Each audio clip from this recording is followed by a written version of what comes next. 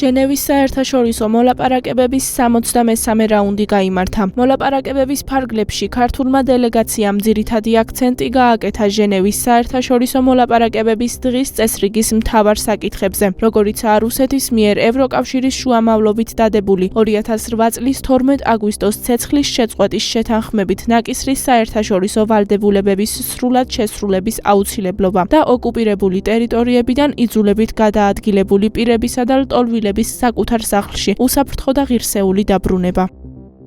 საქართველოს დელეგაციისთვის ძალიან მნიშვნელოვანია ორი პრინციპული თემა, ეს არის დევნილთა დაბრუნება და უსაფრთხოების გარემოს შეცვლა, რუსების შეიარაღებული ძალების გაყვანა ოკუპირებული ტერიტორიებიდან, მათ შორის საერთაშორისო უსაფრთხოების მექანიზმების შექმნა კონფლიქტის მოყვარების ფაზაში. ჩვენ გვაქვს ახალი განვითარება როგორც უსაფრთხოების, ისევე ჰუმანიტარულ თემებში. პირველ რიგში ეს არის სოხუმის აეროპორტის ამოქმედება, რომელიც არის ზოგადად უსაფრთხოების გარემოს გაუარესების ნაწილი და ასე ვთქვათ, აფხაზეთის შემდგომი მილიტარიზაციის და ოკუპაციის გაგრძელების, პოლიტიკის გაგრძელების ნაწილი. ეს საკითხები იყო ფართომჟელობის საკითხი.